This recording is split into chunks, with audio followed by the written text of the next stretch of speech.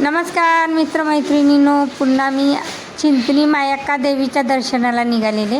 तुम्ही बघू शकता आम्ही गाडी केलेली आहे आणि गाडीमधून निघालेलं.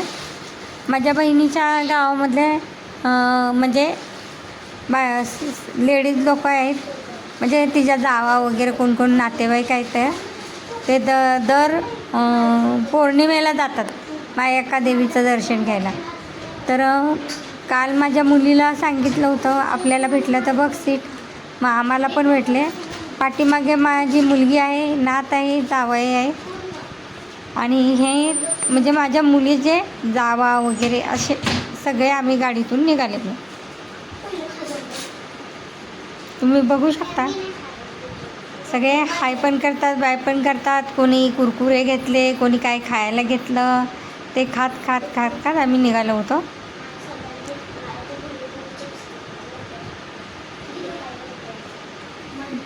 तर मी व्हिडिओ करते हे त्यांना पण खूप आवडलं. खूपच म्हणजे त्यांना असं म्हणजे छान वाटलं त्यांना पण. त्याच्यानंतर त्या लेडीज ज्या आहेत त्या आतमध्ये देवीचे गाणे वगैरे बोलत होते आणि गाडीचा एवढा स्पीड म्हणजे फास्टमध्ये होतं. जाताना म्हटलं चला थोडा परिसराचा आपण व्हिडिओ घ्यावा. आणि जवळपास म्हणजे आम्ही देवाच्या म्हणजे देवीच्या दर्शनाला जवळपास आलोच होतो, पण तिथे पुढे एवढी ट्रॉफिक लागली की वेळ लागला जरा मंदिराकडे निघायला.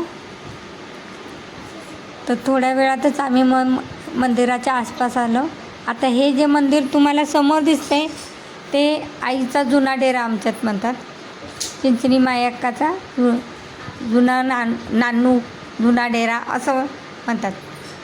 आणि आता ह्या इकडून पण म्हणजे जे लोक दर्शन घेऊन आले होते ते निघायचं आणि जे चालले होते ते निघायचं, असा चाललेलं होतं. गाडीतून हळूहळू गाडी आमची पुढे पुढे जात होती. शेवटी आमची गाडी म्हणजे आमचं एक स्थान जे आहे पुजाऱ्यांचं, ती म्हणजे कसं पुजारी असतात या गावचे, म्हणजे भरपूर 5, 7, 8, 9, 10 असे गावचे एका ठिकाणी एका पुजाऱ्याच्या दारात बसतात आणि तिथे म्हणजे नैवेद्य वगैरे तयार करतात. आता माही पौर्णिमेला ह्या पद्धतीचं सगळ्यांचं बोनं म्हणून तिथे नैवेद्य चालतो. पण आजचा जो आहे तो पौर्णिमेसाठी लोक पौर्णिमा करतात, दर पौर्णिमा, त्याच्यासाठी ही दर्शन आहे. तर मी पण विचार केला चला आता आपण गावी आलेलं आहे तर आपल्या कुलस्वामीचा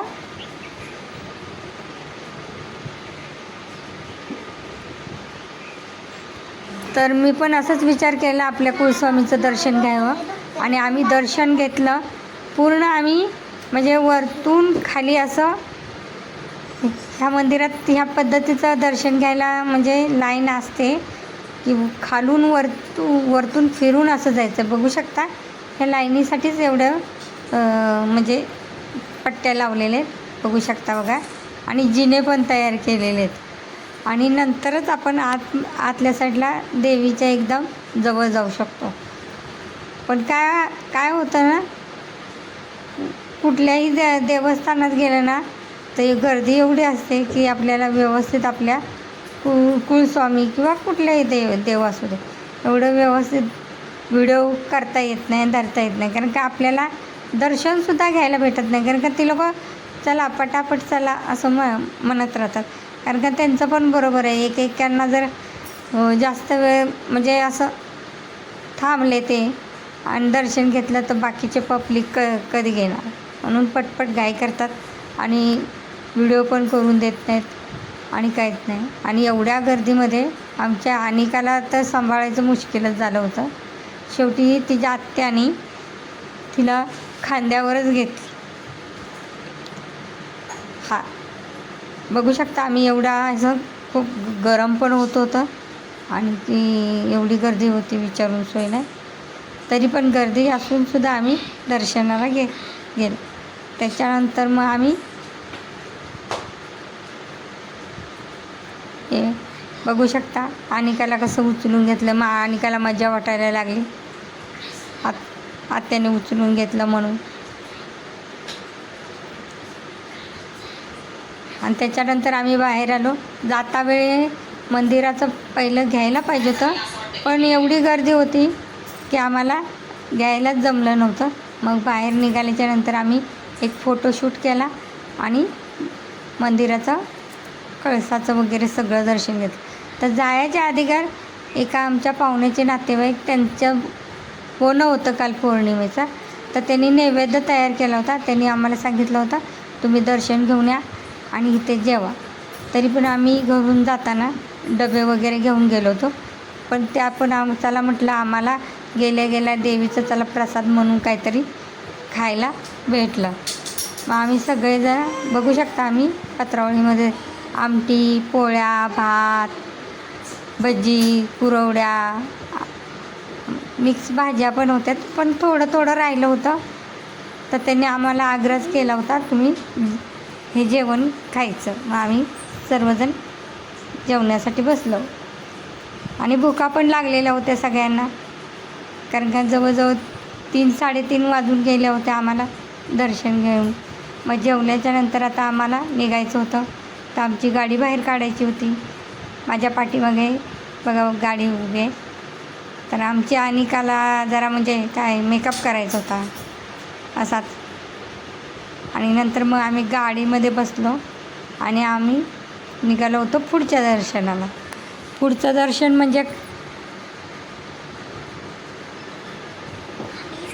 तर आम्ही निघालो तर जाताना ही कृष्णा कोयना नदी लागते आणि येताना पण लागते, पण जाता वेळेस मला ह्याचा व्हिडिओ करताच आला नाही, म्हणून आता निघताना मी हा व्हिडिओ केला. ह्या नदीला कृष्णा कोयना नदी असं म्हणतात. आणि ह्या नदीपाशी मावी पौर्णिमाला जेव्हा यात्रा असते देवीची, त्यावेळी भरपूर इथे पण भरपूर गर्दी असते. आत्ताचं कसं फक्त पौर्णिमा म्हणून ज्यांना नवस केलेलं असते ते ह्याच्यासाठी पौर्णिमा म्हणून करतात. आणि मानसुळी गावाला आम्ही नंतर गेलो. ते हे जे आपल्याला देव दिसत आहेत ते बानाईचे वडील आहेत. बानाई देवीचे वडील आहे.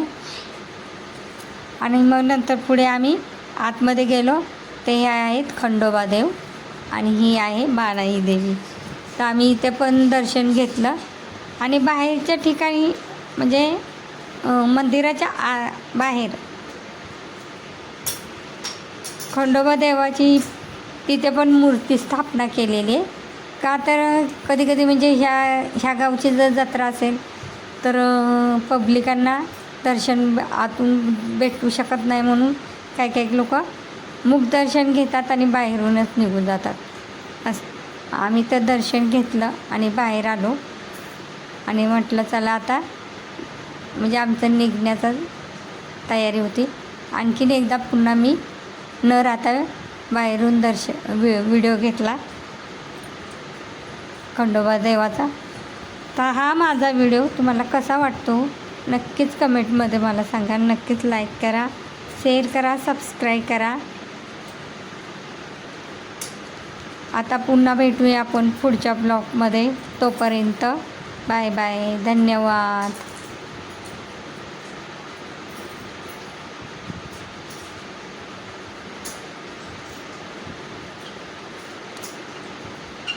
आणि सॉरी, हे जे दिसतंय ना ते देवाचं काहीतरी म्हणजे खंडोबा देवाचंच काहीतरी आहे, मला माहिती नाही, त्याच्यामुळे फक्त मी व्हिडिओ घेतलेला आहे.